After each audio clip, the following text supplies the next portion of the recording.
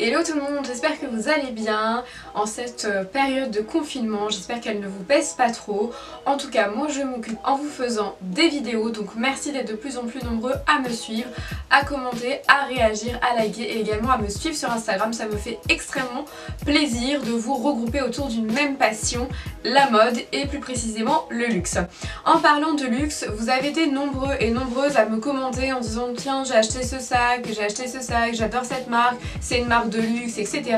Et au final les marques qui étaient citées n'étaient pas forcément du luxe, donc je me suis dit c'est vrai que moi je le remarque également quand je fais passer des entretiens à des candidats pour la vente, puisque voilà je suis au recrutement et donc je travaille pour un groupe de luxe et que souvent la personne va me dire bah tiens Michael Kors c'est du luxe, cette marque c'est du luxe, etc. alors qu'en fait pas du tout.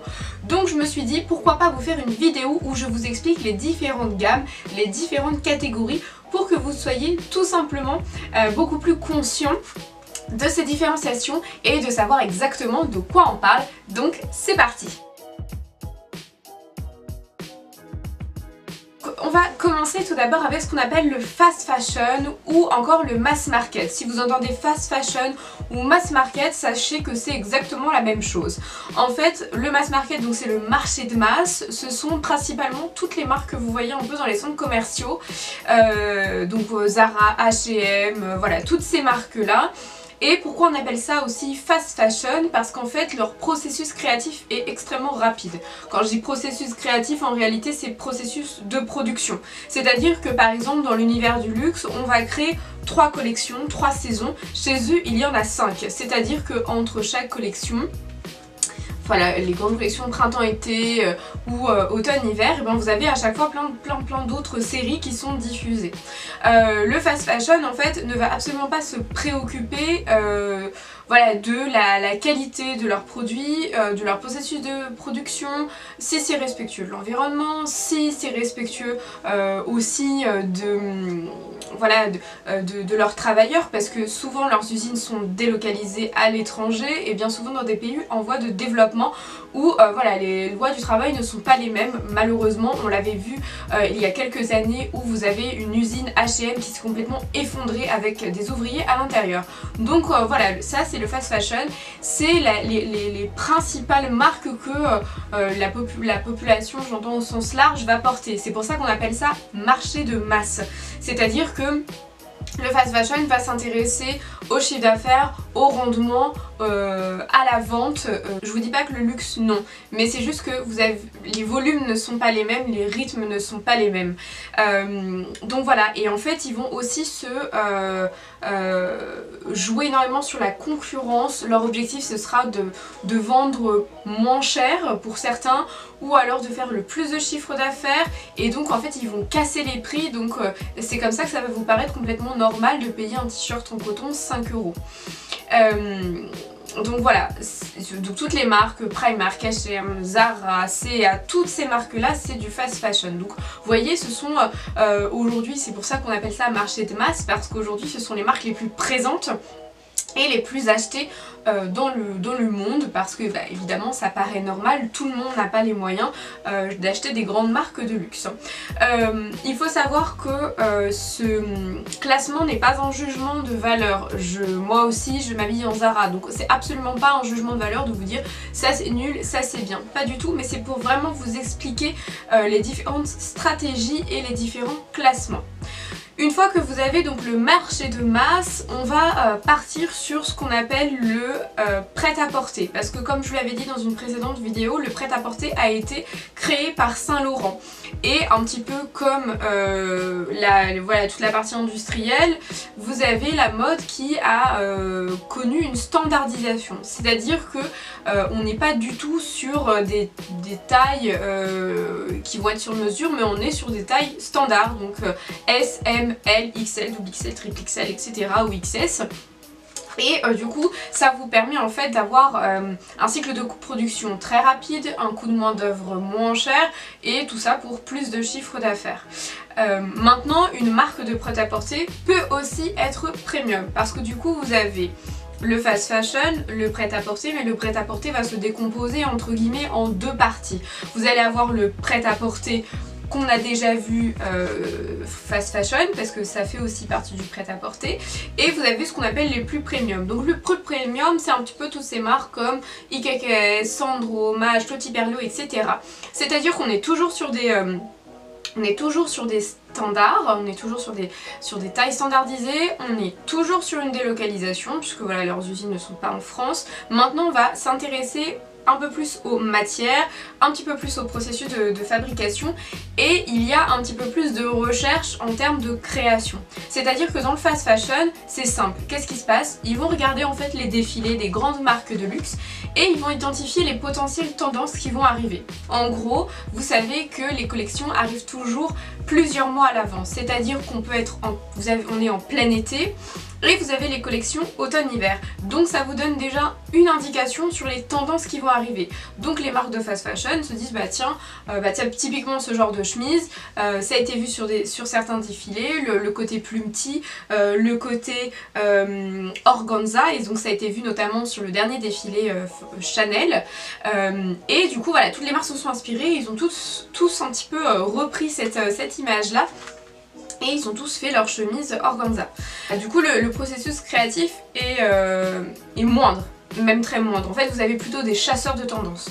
Dans les autres marques de prêt-à-porter dites premium, là on va avoir en fait une directrice ou un directeur qui va justement se dire mais non, moi en fait ok, j'ai identifié les tendances, mais je veux aussi apporter ma patte, je veux aussi créer des choses et inventer la pièce phare, la hit shoes, le hit bag, voilà, vraiment la pièce que tout le monde va avoir. Donc sur le premium, et on le verra tout à l'heure, ce qui est très différent du luxe et de la haute couture, c'est que on est toujours dans une idée de rendement, de chiffre d'affaires, de vente. En fait, il faut qu'il y ait un buzz, il faut que les gens achètent. Maintenant voilà, les matières sont différentes, la production est quand même différente. Il n'y a pas 5 collections, il y en a moins, il y en a toujours 3, donc comme l'univers du luxe. Donc on va essayer de se rapprocher un petit peu des standards du luxe. Néanmoins, ça reste du prêt-à-porter. Donc voilà, donc toutes les marques que vous adorez, Sandro, The Couples, etc. C'est du prêt-à-porter mais dit premium. Le premium n'est pas du luxe. Je m'explique. Le luxe est encore différent. Le luxe, derrière luxe, il y a excellence, il y a savoir-faire, artisanat, travail précis. Et donc on n'est plus du tout sur ce côté délocalisation des pays en voie de développement, rendement, et voilà, on est plutôt sur la recherche de la perfection. Le client ici est un petit peu différent. Le client en général ne va pas forcément rechercher la pièce que tout le monde a. Maintenant avec les réseaux sociaux, avec l'influence, si, maintenant il y a ce côté là. Mais généralement dans les clients, on va dire, réguliers de ces marques de luxe, ce qu'ils vont rechercher, c'est l'histoire, c'est le savoir-faire, c'est la patte, l'originalité. Et donc du coup le rapport n'est plus du tout le même. Donc oui, le chiffre d'affaires est important, mais il passe au second plan en fait. Il passe en second plan parce qu'on va travailler sur une imagerie, sur un savoir-faire, sur une excellence. Et c'est pour ça en fait que l'on dit que le luxe ne connaît pas la crise. Parce que le luxe reste finalement extrêmement hermétique à tout ce qui se passe dans le monde. C'est-à-dire qu'il va rester hermétique aux tendances, puisque c'est lui qui crée les tendances. Il va rester aussi hermétique à tout ce qui va être coût de production, à ce qui va être matière. Voilà, quand vous avez un directeur artistique qui vous dit non mais moi en fait c'est ce tissu là que je veux dans cette couleur, il ne va pas se dire ah bon bah en fait je voulais un bleu majorel mais finalement je vais peut-être prendre un bleu océan parce que ça coûte moins cher. Non, du coup le processus créatif n'est pas du tout le même. Ils vont créer des mood boards. Des mood boards, ça va être vraiment un plan avec toutes leurs inspirations. C'est-à-dire qu'on peut avoir un créateur qui va se dire mais tiens, j'ai vu un imprimé la dernière fois dans la rue, et de cet imprimé il va créer toute une collection, toute une thème, toute une scénographie. Donc du coup voilà, le processus est complètement différent. Et donc pour vous citer par exemple des marques de luxe, on peut avoir effectivement Gucci, Balmain, Saint Laurent, voilà un petit peu toutes les marques que vous allez retrouver sur l'avenue Montaigne. Et donc là vous allez me dire mais finalement la haute couture c'est quoi? La haute couture, j'ai envie de vous dire, c'est le must do must. C'est-à-dire que si on doit faire un classement, vous avez haute couture, luxe, premium et mass market. Donc la haute couture c'est un label qui est 100% parisien. C'est-à-dire que seule la France décerne ce label. Pourquoi? Parce que je vous le donne en mille, Paris est la capitale de la mode. voilà, pendant des années. C'est vrai que dans toute notre historique, il faut qu'on remonte un petit peu aussi à la monarchie, parce que c'est vraiment la monarchie qui s'est inspirée vraiment de la mode, qui a créé des tendances, et donc du coup ça colle à notre ADN, j'ai envie de vous dire notre ADN national. Et on a souvent été catalogué par d'autres pays sur le côté luxe, sur le côté raffinement, savoir-faire. Mais encore une fois, le luxe c'est pas que dans la mode, ça peut être sur tous les secteurs. Je vous l'ai déjà dit dans d'autres vidéos, le luxe n'est pas un secteur, c'est ce qui se fait de mieux dans chaque secteur, c'est l'excellence. Et donc la haute couture, voilà, c'est un label qui est donné par Paris, par la chambre syndicale de la haute couture, et voilà, l'année dernière il n'y en avait que 15, il y en a vraiment très peu, donc je vais vous les citer. Donc voici les 15 marques qui ont été élues en 2019 par la chambre syndicale de la haute couture comme étant des marques de haute couture. Adeline André, Alexandre Vauthier, Alexis Mabille, que je vous conseille, ces deux créateurs, allez regarder leur collection parce que vraiment ça vaut le détour. Vous avez également Chanel, Christian Dior, Franck Sorbier, Giambattista Valli, Givenchy, Jean-Paul Gaultier, Julien Fourny, la maison Margiela, maison Rabhi Kerzuz, Maurizio Galente, Schiaparelli, alors c'est une maison dont le showroom est Place Vendôme qui est juste incroyable, je vous conseille d'aller regarder ses collections, et Stéphane Roland. Donc il faut savoir que ces marques qui ont le label haute couture, chaque année sont réélues ou pas. Il faut respecter une certaine charte. Donc je vais également vous donner les critères de cette charte. Donc, les principales exigences de la charte. La maison de haute couture doit défiler depuis minimum 4 ans en tant que membre invité et doit être parrainée par une autre maison de haute couture. L'atelier doit être à Paris, donc c'est ce que je vous disais par exemple pour Schiaparelli, le showroom est à Paris. Donc même si ce sont des marques italiennes comme je vous l'ai dit précédemment, il faut qu'il y ait une entité sur Paris. L'atelier doit compter minimum 20 employés à l'année comme des modélistes, des couturières, des brodeuses ou encore des tailleurs. La maison de couture doit avoir un atelier flou. Alors le flou, pour vous expliquer ce que c'est, ce sont principalement des robes de soirée. Alors pourquoi on appelle ça flou? Parce qu'au niveau du tissu c'est aussi une technique en fait de flouter, les matières ont un certain mouvement, donc voilà pourquoi ça s'appelle le flou. Et un atelier de tailleur séparé. Donc voilà, les deux doivent être séparés, donc il doit y avoir 2 ateliers. Les vêtements doivent être réalisés à la main. Alors ça c'est extrêmement important dans la haute couture, c'est qu'effectivement tout est fait à la main. Les broderies sont faites à la main. Donc voilà, les pièces mettent des centaines voire des milliers d'heures à être conçues. Les vêtements sont sur mesure, donc effectivement dans le luxe c'est pas forcément le cas. Dans le fast fashion et dans le prêt-à-porter au global, on vous l'a dit, voilà, c'est du standardisé, mais là effectivement du sur mesure. La maison doit défiler 2 fois par an et proposer un minimum de 25 modèles par collection. Donc ça ce sont les grandes lignes voilà, de cette charte. Après il y a aussi d'autres critères, voilà, beaucoup plus longs, mais en tout cas là raison, ce sont celles-ci. Donc j'espère que ça a été plus clair. Pour vous redonner un petit peu des exemples, donc voilà, donc haute couture on a dit Chanel, Dior, Jean-Paul Gaultier. Pour le luxe on a dit voilà Saint Laurent, Gucci, toutes ces marques là. Pour le prêt-à-porter premium, voilà, ce sont toutes les marques, The Couple, Sandro, Maje, Coty Perriot, etc. Et ensuite pour le fast fashion, ce sont principalement toutes les marques qu'il y a, donc Primark, Zara, Mango, H&M, voilà, toutes ces marques-ci. Donc j'espère que ça a été un petit peu plus clair. Concernant la bagagerie, donc voilà, en bagagerie il n'y a pas de système de haute couture, parce que sur la haute couture, vous l'avez vu, on parle de vêtements. Donc au niveau de la maroquinerie, on va avoir luxe, premium ou dit semi-luxe et ensuite du mass market. Donc là pareil au niveau des critères, comment savoir si c'est du luxe ou pas. Tout simplement au niveau des matières également. Donc par exemple quand vous avez un sac en PVC, donc en plastique, il est assez rare que ce soit une marque de luxe. Sauf pour par exemple toutes les pièces de Stella McCartney, parce que Stella McCartney ça fait des années que le green fashion est vraiment au cœur de ses préoccupations. Elle a toujours eu une préoccupation au niveau de l'écologie, donc voilà c'est une des marques. Et on a aussi la marque Lancel avec sa collection de Brigitte Bardot qui utilisait des cuirs vegan. Qui va être Michael Kors, Longchamp, Voilà, toutes ces marques là, Natenine, etc. on n'est plus sur du, ou même The Couples, on est plus sur du premium, dans la mesure où ce n'est pas du luxe.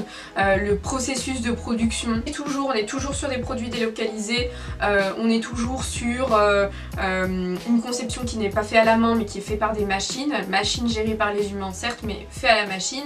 Et au niveau du luxe, on est voilà, sur des marques type Saint Laurent, Hermès, Louis Vuitton, Dior, Chanel, parce que pareil, vous avez des usines, alors aussi avec des machines, mais en tout cas tout est fait à la main, tout est vérifié à la main. Le nombre d'heures pour fabriquer un sac est également pas le même. Les ateliers sont principalement faits en France. Par exemple, les ateliers de sacs à main de la maison Chanel sont dans le 60. Donc voilà, on est vraiment sur des choses localisées soit en France, soit en Italie. Donc par exemple, vous avez certaines marques de luxe où leurs ateliers sont également en Italie, mais voilà, ça reste l'Europe, donc au niveau des coûts de fabrication, ça n'a rien à voir.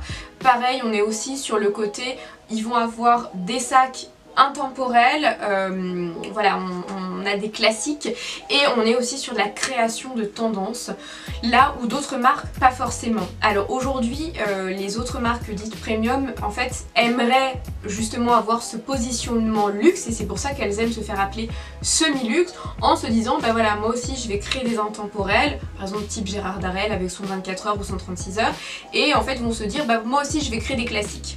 Maintenant, comme je vous l'ai démontré, voilà, pour savoir si c'est une marque de luxe ou pas, il y a toujours cette recherche en fait du respect ou non des différentes règles qui sont incombées au luxe, à savoir les matières, le concept créatif, le concept de production. Et quand on fouille un petit peu, on s'aperçoit que voilà, c'est pas... on n'est toujours pas sur les critères du luxe. C'est important que vous sachiez tout cela pour mieux investir potentiellement, pour mieux connaître, parce que par exemple si vous travaillez dans la vente, bah, c'est important parce que vous allez avoir un client qui va vous dire bah voilà, moi j'aimerais investir dans un sac de luxe, et vous vous dites bah ok, sac de luxe, bah pour moi sac de luxe selon la vidéo et ben c'est Hermès, vous l'emmenez chez Hermès et au final il vous dit ah non mais pour moi le luxe c'était Michael Kors. Donc en fait de savoir ces différentes chartes, c'est aussi bah voilà, de pouvoir mieux comprendre le client, c'est-à-dire qu'au lieu de vous dire bah alors tout de suite je l'emmène dans une marque parce que moi je sais que c'est du luxe, non, c'est de lui poser la question. Ok, est-ce que vous avez des exemples de marques de luxe que vous appréciez particulièrement? Parce que très souvent les gens ne savent pas forcément les différentes classifications au niveau de la mode et peuvent faire des erreurs. Donc voilà, c'est important de pouvoir plus les questionner. Et puis même pour vous, pour votre connaissance personnelle, je trouve ça intéressant. En tout cas, dites-moi si cette vidéo vous a plu, si vous voulez d'autres contenus comme celui-ci. Moi j'ai adoré en tout cas faire cette vidéo parce que voilà, c'est des choses que j'apprends aux équipes sur le terrain avant leur arrivée. Donc voilà, en tout cas c'était aussi vous partager ma passion. Je vous fais des gros bisous, n'hésitez pas à me suivre sur Instagram et je vous dis à très bientôt.